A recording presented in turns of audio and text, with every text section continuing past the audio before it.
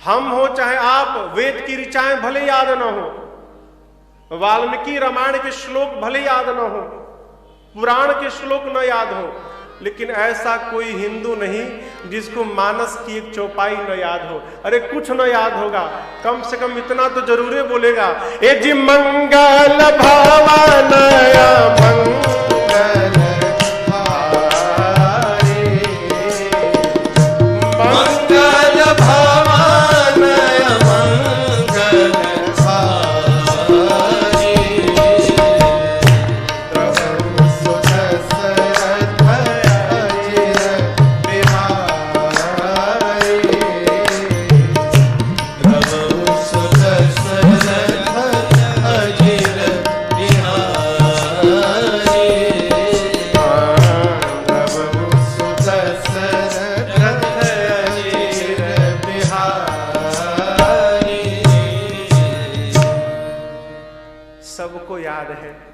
बात कहे, कितने भी विद्वान वक्ता क्यों ना हो जाए, वेदांती क्यों ना हो जाए, कोई भी प्रवचन करेंगे, किसी भी पुराण की कथा गाएंगे, जिस प्रकार तुलसी दल न पड़े तो भगवान को भोग नहीं लगता है, उसी प्रकार वो वक्ता जब तक अपने वक्तव्य में बीच में मानस की एक चौपाई नहीं बोल लेते, उनका प्रवचन पूरा नहीं होता। बोलेंगे ही बोलेंगे, एक दो चौपाई तो उनको मानस की रखनी ही पड़ेगी। गोस्वामी जी ने दूसरे श्लोक में शंकर भगवान और पार्वती जी को प्रणाम किया, तीसरे में शंकर भगवान के जगत गुरु स्वरूप को प्रणाम किया। वंदे बोधमयम नित्यम गुरुम शंकर रूपिणम यमाश्रितो हि वक्रोपि चंद्रः सर्वत्र वंद्यते। देखिए, एक मैं निवेदन करूं आपसे, बड़ा कौन है? आप बताओ, बड़ा कौन है? हाइट में बड़ा हो गया वो बड़ा है, खूब खूब कृपा हो गई, चकाचक रुपया हो गया तो बड़ा है। बड़ा वो है माई बाप जिसके पास छोटा भी पहुंच के बड़प्पन प्राप्त कर जाए, वो बड़ा है। बड़ा वो है जो सब में बड़ाई का दर्शन करे। क्यों कह रहा हूं? शंकर भगवान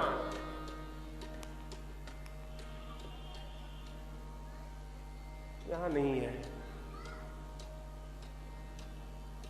भैया, कल स्वरूप बदलिए, फ्लैक्स लगवाइए, ठीक ना? विग्रह सारे अधूरे हैं,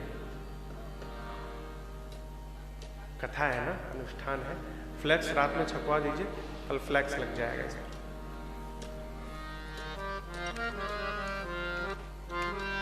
चंद्रमा राहु के त्रास से भागा। ये जो ग्रहण लगता है ना, चंद्र ग्रहण, ये राहु खा जाता है चंद्रमा को, तो त्रास से भागा बाबा के पास, शंकर भगवान के पास। त्राहिमाम बाबा, मेरी रक्षा करिए प्रभु। अब शंकर भगवान का स्वभाव, भाई आए तो कैसे लौटाए? क्या अच्छा ठीक है आ जाओ। बोले कहां बैठे? जहां मन करे बैठ जाओ। आप बताइए, आप गुरुजी के पास गए अपने, गुरुजी कहे बैठ जाओ, तो कहां बैठेंगे? कहिए पांव में बैठेंगे ना। शंकर भगवान चंद्रमा को बोले बैठ जाओ, जाके बाबा के कपारे पे बैठ गया। अब आप बताओ, कल्पना करिए, आप ऐसा करेंगे क्या? लेकिन इसके बाद भी वक्रोपी, यहां पर गोस्वामी जी वक्रोपी कहते हैं, टेढ़ा चंद्रमा। शंकर भगवान के ललाट पर पूर्णिमा के चंद्रमा नहीं है, दूज के चंद्रमा है, दूज वाले एकदम टेढ़े चंद्रमा है। वक्रोपि चंद्र, टेढ़े आदमी से सब बच के रहते हैं। ए भाई बहुत टेढ़ा आदमी है, दूर रखना उससे। और उसी टेढ़े को बाबा ने अपने सिर पे बिठाया है? और बाबा के मस्तक पे होने के कारण चंद्रमा जगत पूज्य बन गए।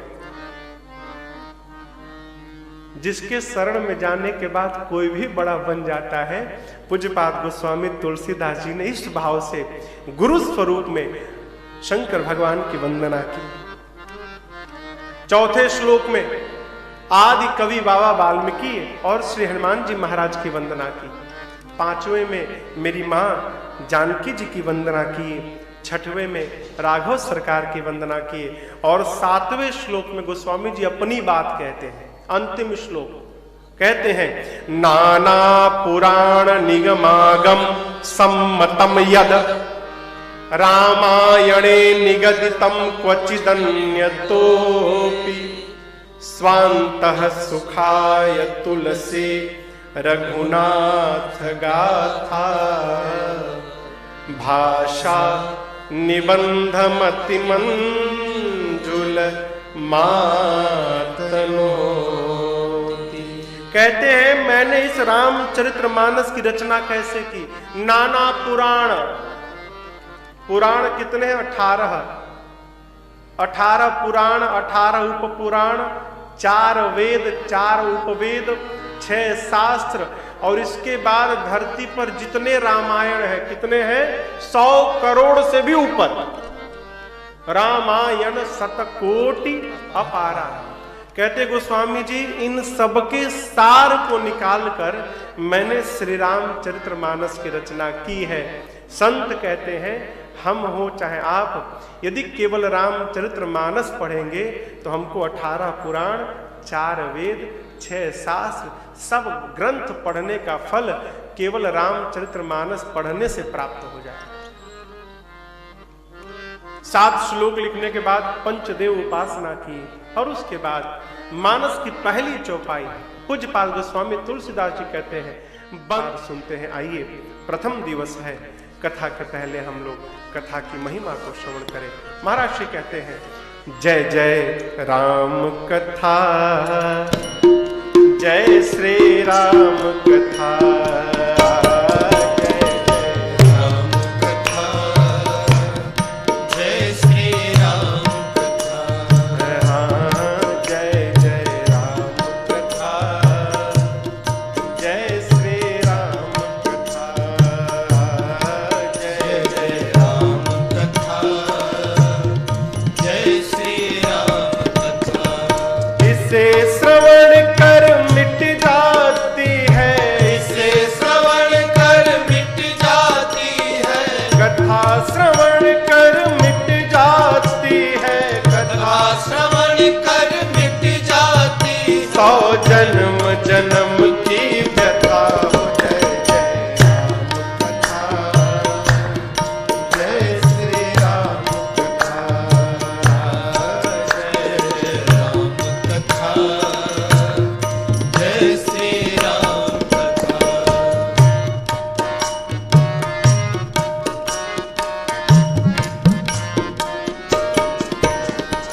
राम कथा कलि कामद गाए, सुजन सजीवन मोर सुहाए। राम कथा कलि कामद गाए, सुजन सजीवन गोस्वामी जी बोले, बुद्ध विश्राम सकल जन रंजनी, राम कथा कलि कलुष विभंजनी। बुद्ध विश्राम सकल जन रंजनी, राम कथा कलि कलुष विभंजनी। तेरा परमारथ बन जाए, तेरा परमारथ बन जाए, मेरा परमारथ बन जाए, मेरा परमारथ बन जाए। कैसे? श्री नारद कर जथा हो। जय जय राम कथा, जय श्री राम कथा, जय जय राम कथा, जय श्री राम कथा। इसे श्रवण कर मिट जाती है, इसे श्रवण कर मिट जाती है, कथा श्रवण कर मिट जाती है, कथा श्रवण कर मिट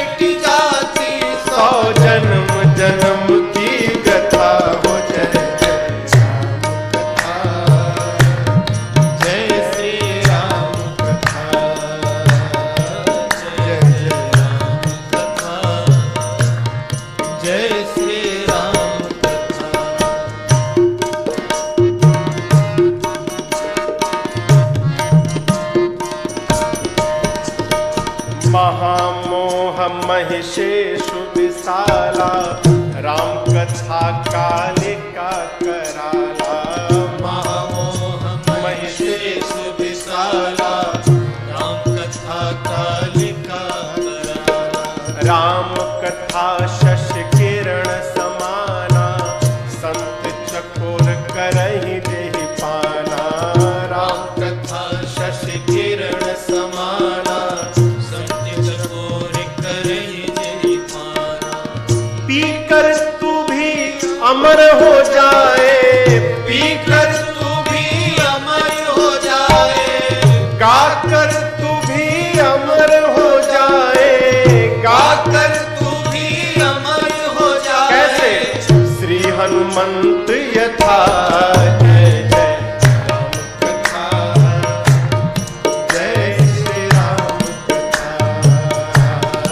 जय जय राम कथा, जय श्री राम। इसे श्रवण कर मिट जाती है, इसे श्रवण कर मिट जाती है, कथा श्रवण कर मिट जाती है, कथा श्रवण कर मिट जाती। 100 जन्म जन्म की व्यथा हो। जय जय राम कथा, जय श्री राम कथा, जय जय राम कथा, जय श्री राम कथा।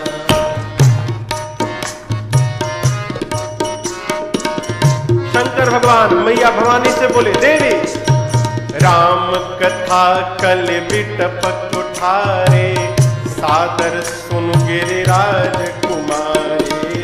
राम कथा कल बिटपत उठारे, सादर सुन गिरिराज कुमारी। बाबा कहे राम जी की कथा कुल्हाड़ी है। ये भाई कुल्हाड़ी से तो काटा जाता है, तो ये कथा क्या काटेगी?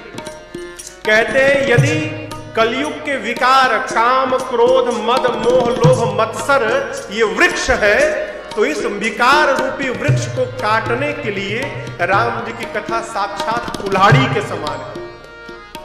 आप बताओ, यहां पर बहुत सारे पक्षी आके बैठ जाएं, बहुत सारे पक्षी, उसी बीच में कोई जाकर जोर से ताली बजा दे तो क्या होगा? सारे पक्षी भाग जाएंगे ना, उड़ जाएंगे। कहते हैं बाबा मैया से कि देवी जिस प्रकार हाथ की ताली बजने से पक्षी उड़ जाते हैं, उसी प्रकार ये राम जी की कथा वो ताली है ना, जो बजा दे उसके जीवन में जितने संशय रूपी पक्षी हैं, इस ताली के बजने से सारे संशय के पक्षी भाग जाएंगे, बचेगा ही नहीं। बाबा बोले राम कथा सुंदर कर तारे, संशय विहग उड़ावन हारे। राम कथा सुंदर कर तारे, संशय विहग उड़ावन हारे। तेरा सब संशय भागेगा, तेरा सब संशय भागेगा, मेरा सब संशय भागेगा, मेरा सब संशय भागेगा। मां पार्वती कर यथा हो। जय जय जय श्री राम कथा, जय श्री राम कथा। इसे श्रवण कर मिट जाती है, इसे श्रवण कर मिट जाती है, कथा श्रवण कर मिट जाती है, कथा श्रवण कर मिट जाती। 100 जन्म जन्म की व्यथा हो। जय जय श्री राम कथा,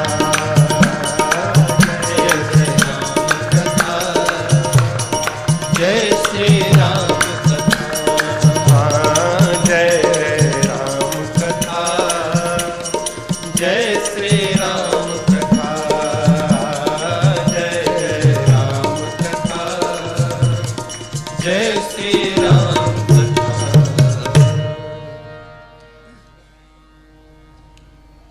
मानस में 4 वक्ता हैं, आप सुनते रहते हैं कथा।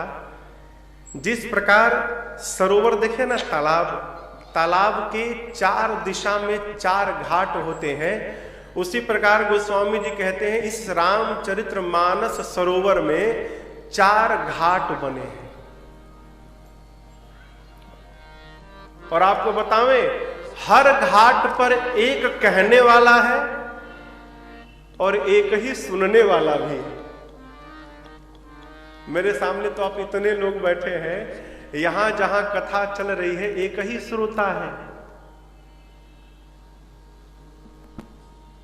श्रोता एक हो चाहे 1000, जिस भाव से वक्ता कथा कहता है, यदि उसी भाव से श्रोता सुनने वाला मिल जाए, एक कथा में आनंद आ जाए हो है? 4 घाट। पहले घाट का नाम है शरणागति घाट। यहां वक्ता कौन है? पूज्यपाद गोस्वामी तुलसीदास जी महाराज वक्ता है इस घाट पर। श्रोता गंगा मैया की धारा है, या तो कहें संत लोग हैं, और या तो कहें पूज्यपाद गोस्वामी तुलसीदास जी का अपना निज मन है। ये घाट है कहां? काशी जी में 80 घाट। इस घाट का नाम है शरणागति घाट। मानस में जितनी शरणागति भाव की बातें हैं वो सब पूज्यपाद गोस्वामी तुलसीदास जी ने कही है। देखिए, जो आदमी जैसा रहता है वैसा बोलता है। प्रथम दिवस है और मेरी आप लोगों से ये पहली मुलाकात है कथा में। ऐसे तो सब मिले जुले लोग हैं, नए लोग कोई नहीं है, लेकिन कथा में पहली मुलाकात है। मैं आज प्रथम दिवस एक बात आपसे स्पष्ट कर दूं। आप 9 दिन कथा सुनिएगा। मैं कोई ज्ञानी नहीं हूं, न कोई विद्वान हूं, ये तो गोस्वामी जी ने हम जैसे मूर्खों पर कृपा कर दी कि इसको गांव की भाषा में लिख दिया, अवधि में, कि गंवारों पढ़ के समझ जाए। यदि संस्कृत में लिखा रहता तो कथा बाँच भय राजन और आप सुन भय। ये तो इसलिए गोस्वामी जी ने लिखा कि हम लोगों का भी काम चल जाए किसी तरह। तो सत्य कहता हूं, ज्ञान नहीं है मेरे पास, केवल एक भरोसा है। क्या? मन से भगवान के शरण में रहो, तुम्हारा बाल बांका नहीं होगा। तो आप जब 9 दिन मेरी कथा सुनिएगा ना, तो बार बार केवल यही बात आएगी, भगवान की शरण में चलो। जो जैसा रहता है, जो जहां रहता है वहीं से बोलता है। शरणागति भाव की सब बातें गोस्वामी तुलसीदास जी ने कही। क्या कहते हैं? महिमा में कहते हैं, राम कथा कली कामद गाई। कली कहे तो कलयुग में राम जी की ये कथवा कामधेनु है, कामधेनु। अर्थात जो कामना लेकर इसकी सेवा करोगे, कथा आपकी कामना को पूर्ण करेगी। लेकिन एक शर्त है, कामना कैसी हो? धर्म सम्मत हो। ये नहीं कि जो कामना कर लिए कथा पूरी करेगी, कदापि नहीं करेगी। हमारे पूज्य महाराज जी बताते हैं, कहीं कथा किए महाराज जी, और कथा करने के 2 साल बाद फिर कथा करने गए, तो एक श्रोता आके कहे, महाराज आपने कहा था कि 1 साल कथा मानस पाठ करो, घर में कोई कामना पूरी हो जाएगी। मेरी नहीं भाई। महाराज जी ने पूछा, कामना क्या किए थे आप? बोले, महाराज पड़ोसी से बड़ा परेशान हूं, मैं यही सोचा था कि इसका विनाश हो जाए। नहीं भैया,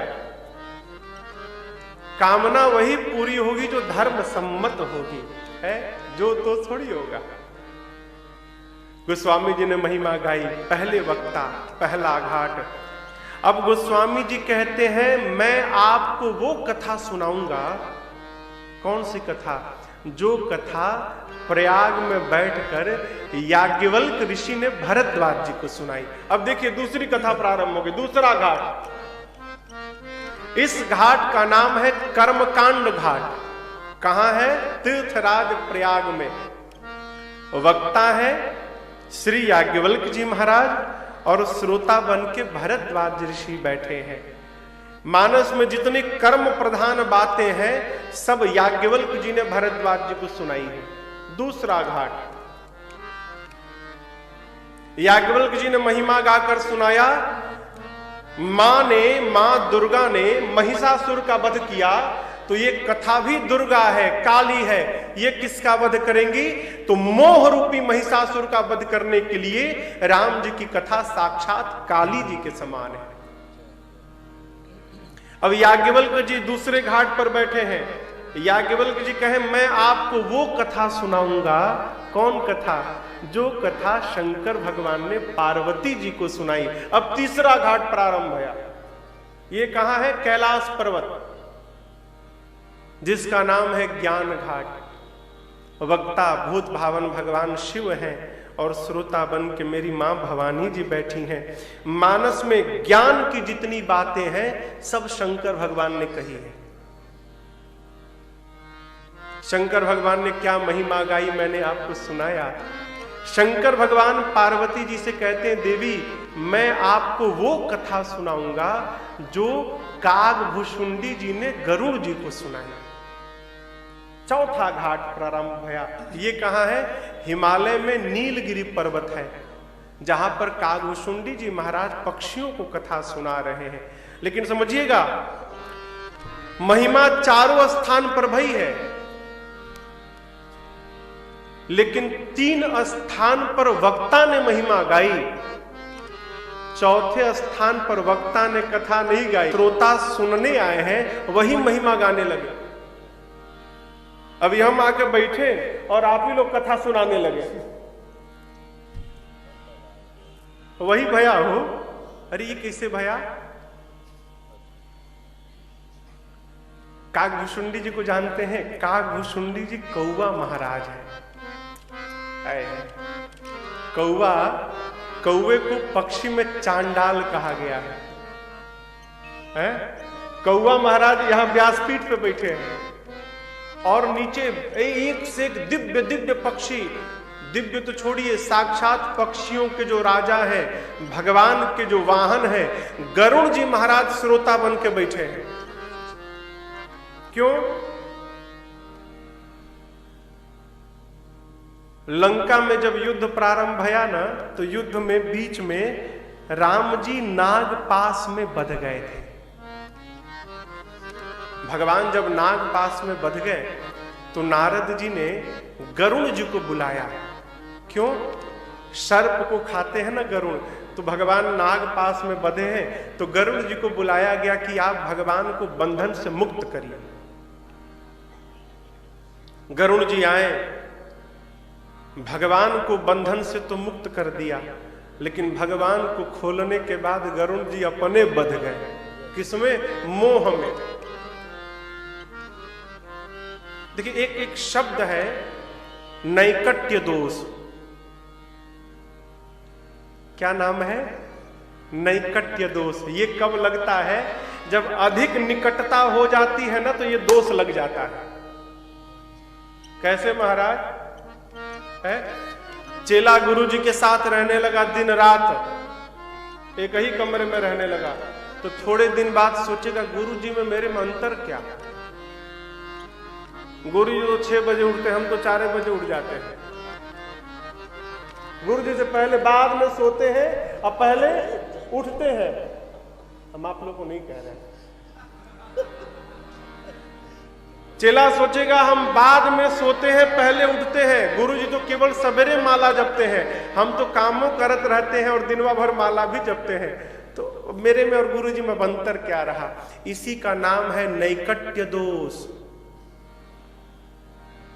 जब अनुराग नहीं होगा ना, पूर्ण भावेन समर्पण नहीं होगा ना, तो यही दोष लगता है। दोष पकड़ा किसको? गरुड़ जी महाराज को। भगवान को मुक्त किए, सोचने लगे ये भगवान नहीं, नकली है। क्यों? राम जी को कोई बांधेगा? भला भगवान को कोई बांध सकता है? और इनके बंधन को मैंने खोला है, ये भगवान नहीं है, कोई और है। पकड़ लिया मोह। पहुंच गए कौन? गरुड़ जी महाराज पहुंच गए नारद जी के पास, जाकर अपनी बात कही। नारद जी ने कहा, अच्छा आपको भी पकड़ लिया? मतलब हमको भी पकड़ा था, इस बीमारी ने मुझे भी पकड़। कोई बात नहीं, आप एक काम करिए, मेरे पिताजी के पास जाइए, ब्रह्मा जी के पास। गरुड़ जी महाराज भागकर पहुंचे ब्रह्मा जी के पास, जाकर अपनी बात कहे आपको भी पकड़ा? अरे इसने तो मुझे भी पकड़ा था। किसने? जेहि बहु बार नचावा मोही, सोई व्यापेऊ विहंग पति तोहि। जिस मोह ने मुझ ब्रह्मा को अनेक बार नचाया है, उसी मोह ने गरुड़ जी आपको भी पकड़ लिया। गरुड़ जी बोले उपाय बताइए। बोले उपाय मेरे पास नहीं है। फिर इस रोग की दवा स्पेशलिस्ट के पास है। कौन है भाई? शंकर भगवान। इसकी दवाई उन्हीं के पास है। आप सीधे कैलाश जाओ, इधर उधर मत भटको। गरुड़ जी महाराज दौड़े कैलाश की ओर। बीच रास्ते में ही शंकर भगवान मिल गए गरुड़ जी से।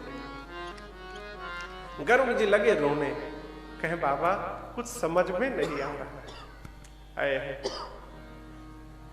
एक बात बताओ ना, देखिए बीच में एक बड़ी अच्छी बात। इधर उधर भागता कौन है उपाय के लिए, इलाज के लिए? जिसको ये पता चल जाता है कि मुझे कोई बहुत बड़ी बीमारी हो गई है, वही भागेगा। भाग के दिल्ली जाएगा, भाग के बंबई जाएगा, चेन्नई जाएगा, अपोलो जाएगा, भागेगा। क्यों? उसको ये पता चल गया है कोई ना कोई बहुत बड़ी बीमारी मुझको हो गई। ये कथा क्या करती है आपको बतावें? जैसे मान लीजिए कोई आदमी है, उसको डायबिटीज है, शुगर। अब आज के समय से बाहर हुआ है, इसका नाम है राज, क्या कहते हो, राजयोग। बीपी और शुगर को राजयोग बताया गया है, सबके पास है। किसी को डायबिटीज है, उसको पता नहीं है, ठीक? और सामने खूब गर्मा गर्म गुलाब जामुन आ गया, तो आप बताओ छोड़ेगा कि खाएगा? खाएगा ना। भर पेट गुलाब जामुन खा लिया और बाहर गया तो चक्कर आने लगा। डॉक्टर के पास गया, डॉक्टर ने टेस्ट किया, कहा आपको तो 400 शुगर है। अब पता चल गया टेस्ट के बाद कि 400 शुगर है। फिर किसी के घर जाना था, उसके घर पहुंचा, जाते वहां फिर गुलाब जामुन आया। अब बताओ अब की बार खाएगा कि छोड़ेगा? देखेगा भी नहीं, बोले भाई हटाओ हमको शुगर हो, अभी अभी पता चला डायबिटीज है। ये कथा क्या है? कथा टेस्ट है हो। 9 दिन कथा सुनने पर ना फुल बॉडी चेकअप हो जाता है। ये टेस्ट है, सीटी स्कैन, MRI, पैथोलॉजी, सारा टेस्ट है। 9 दिन बाद इसका रिपोर्ट आता है का क्या क्या बीमारी है। कौन सी बीमारी महाराज? भाई के साथ व्यवहार में कौन सी बीमारी ने तुमको पकड़ा है? पिता के साथ पुत्र का क्या धर्म है? कथा दर्पण है, बताती है ऐसा करना चाहिए, लेकिन तुमको इस बीमारी ने पकड़ा है, तुम ऐसा व्यवहार नहीं करते हो। ये कथा बीमारी बता देती है, और जब तक बीमारी का पता ही नहीं तब तक इलाज कैसे होगा? ये कथा रोग बताती है, क्या कमी है, जिसको पता चल जाएगा वो दूर करने का उपाय करेगा। गरुड़ जी महाराज इसी में भाग रहे हैं, पता है कि कोई बहुत बड़ी बीमारी है मुझे। शंकर भगवान के पास पहुंचे, कहे बाबा उपचार करिए। बोले डिस्पेंसरी तो मेरा चेंबर तो कैलाश में है, आप रास्ते में मिले हो, अब यहां कैसे उपचार करें? हाँ, एक काम कर सकता हूं, एक ऐसे चेंबर में भेज रहा हूं जो 24/7 चलता है, दिन रात, वहां छुट्टी नहीं है, और वहीं आपकी बीमारी जाएगी। उपाय मुझे मिल गया। कैसे? तब ही होई सब संशय भंगा, जब बहु काल करिय सतसंगा। गरुड़ जी, 1 दिन 2 दिन नहीं, जब आप बहुत काल तक निरंतर सत्संग करेंगे तब जाकर आपका संशय समाप्त होगा। गरुड़ जी बोले प्रभु इतना लंबा समय, इतने लंबे समय तक सत्संग कहाँ मिलेगा? बोले वही तो बता रहा हूं, कहाँ जाइए? नीलगिरी जाइए। वहां एक कौवा जी हैं, काकभुसुंडी जी, वो दिन रात कथा ही गाते रहते हैं। उनके पास जाकर सत्संग सुनिए, आपका सारा संशय समाप्त हो जाएगा। भाग कर पहुंचे नीलगिरी पर्वत गरुड़ जी महाराज। और आपको बतावें, कथा का प्रभाव देखिए। अभी गरुड़ जी केवल आश्रम को देखे हैं, पहुंचे हैं वहां पर, पूछे नहीं है। जिस घर में बैठकर, जिस आश्रम में बैठकर भगवान की कथा होती है, कथा के प्रभाव से उस आश्रम की इतनी दिव्य महिमा हो गई कि केवल आश्रम के दर्शन मात्र से गरुड़ जी का सारा मोह संशय समाप्त हो गया, केवल घर देखकर। अभी कथा दूर है। गरुड़ जी को काकभुसुंडी जी ने देखा, राजा जी आ गए, उतर कर दिव्य स्वागत किया, पूजन किया। पूछा क्यों आए हैं आप राजा जी? तब गरुड़ जी ने कहा, सुनहु तात जेहि कारण आयऊ, सो सब भयऊ तरस तब पायऊ। सुनहु तात जेहि कारण आयऊ, सो सब भयऊ तरस तब पायऊ। देखि परम पावन तव आश्रम, गयौ मोह संशय नाना भ्रम। देखि परम पावन तव आश्रम, गयो मोह संशय नाना भ्रम। अब श्री राम कथायति पावनी, सदा सुखद दुख कुंजन सावनी। अब श्री राम कथायति